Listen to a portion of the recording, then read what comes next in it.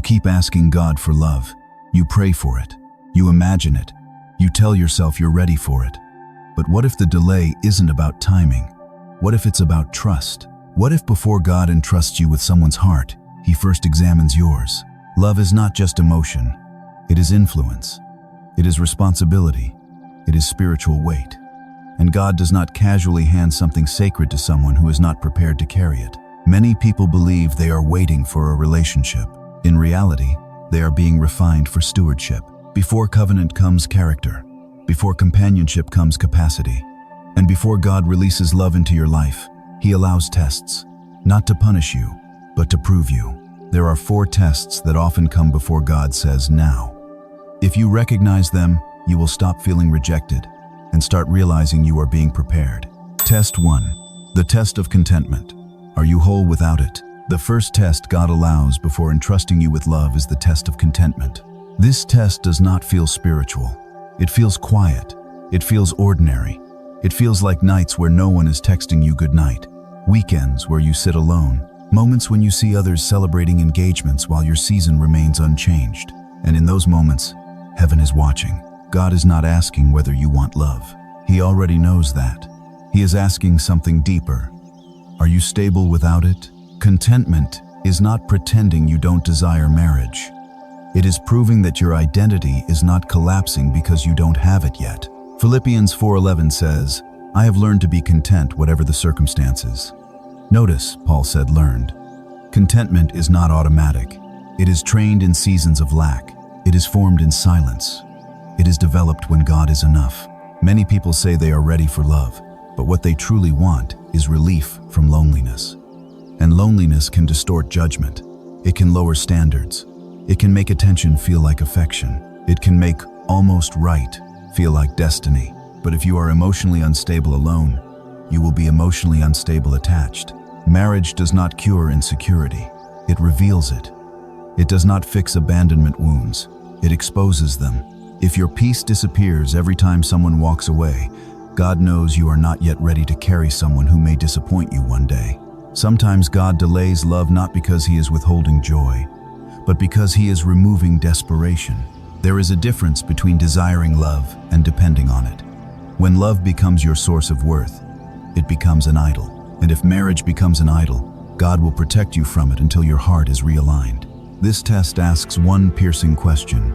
If God never gave you marriage, would you still serve Him faithfully? Not with bitterness, not with comparison, but with genuine trust. When you can say, Lord, you are enough. Whether I marry or not, something shifts. You stop chasing. You stop settling. You stop negotiating your standards out of fear. And that is when you begin to look ready. Because love is not given to complete the desperate. It is entrusted to the whole. Test 2. The test of obedience. Will you choose God over desire? If the first test measures your stability, the second test measures your loyalty. Because it is one thing to be content when no one is in your life. It is another thing to stay obedient when someone finally shows up. This is where many people fail.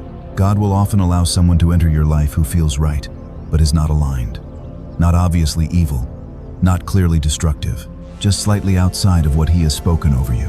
And at that moment, the test begins. Will you choose chemistry over conviction? Will you ignore red flags because you're tired of waiting? Will you silence the Holy Spirit because you don't want to start over again? Obedience is proven in attraction. Samson is a sobering example.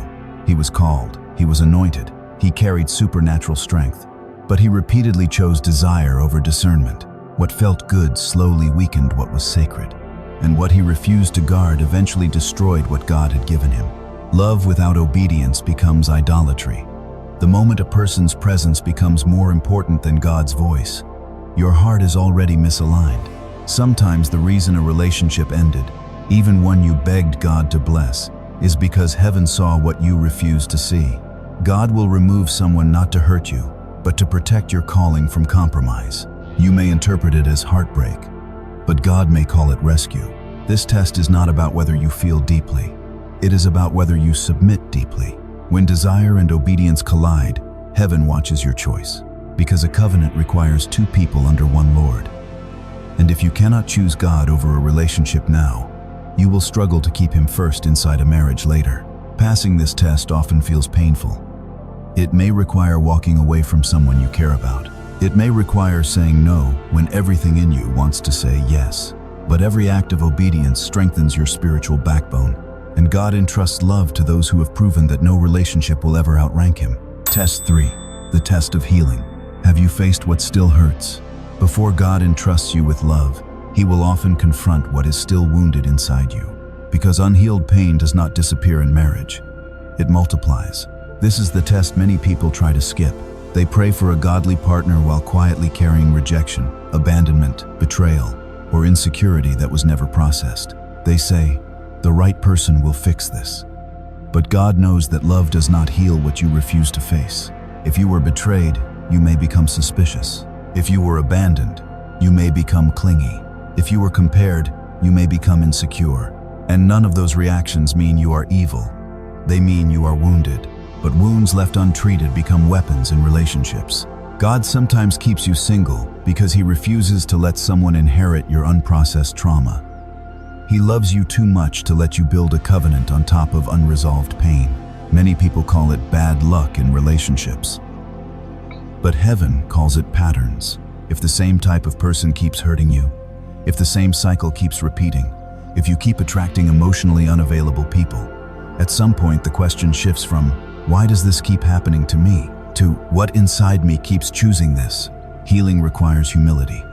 It requires admitting that not everything was the other person's fault. It requires inviting God into memories you would rather avoid.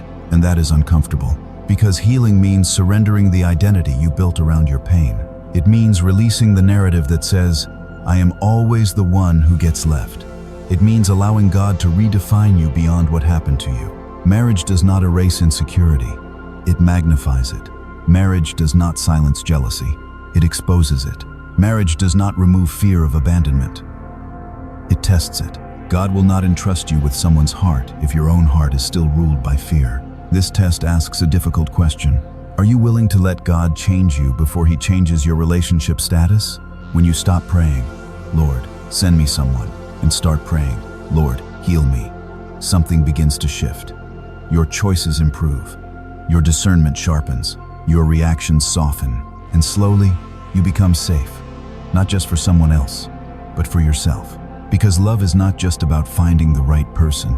It is about becoming a healed person. And God entrusts covenant to those who have allowed him to mend what was broken. Test 4. The test of stewardship.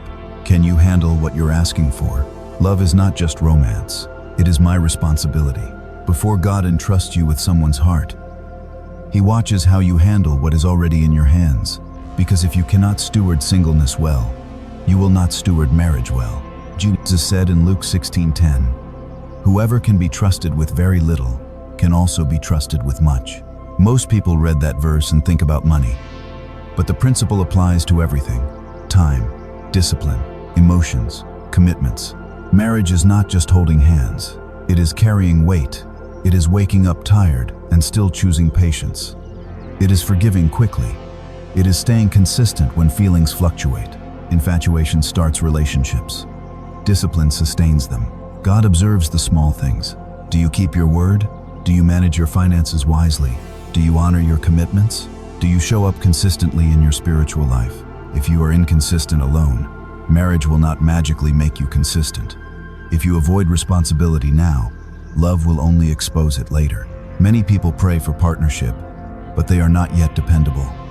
They want someone stable, but they are emotionally unpredictable. They want someone disciplined, but they themselves lack structure. God is not just preparing someone for you. He is measuring whether you can be trusted with someone else. Because a heart is not a toy. It is not entertainment. It is sacred, and the covenant is heavy. It requires leadership. It requires sacrifice. It requires dying to self again and again. Sometimes the delay you resent is actually mercy. God would rather grow your capacity slowly than let you enter something you are not mature enough to sustain. This test asks one final question. If God gave you the relationship today, would your current habits protect it or strain it? When you begin to treat your singleness as preparation instead of punishment, everything changes. You become disciplined. You become intentional. You become stable. And stability is attractive, not just to people, but to heaven. Because God entrusts love to those who can carry it without crushing it. The shift. From waiting to becoming. When you understand these 4 tests, something changes inside you. You stop asking, "Why is God keeping love from me?" And you start asking, "What is God building within me?" Delay stops feeling like rejection. It starts looking like refinement. You realize you are not being ignored. You are being evaluated. Not in a harsh way, not in a condemning way, but in a careful way. Because love is valuable, and God does not handle valuable things casually. The world rushes into relationships and hopes maturity will grow later. God builds maturity first, and then releases relationships. He strengthens your contentment so you won't cling. He refines your obedience so you won't compromise. He heals your wounds so you won't project pain. He develops your stewardship so you won't mishandle responsibility. What feels like waiting is often construction, and construction is rarely comfortable.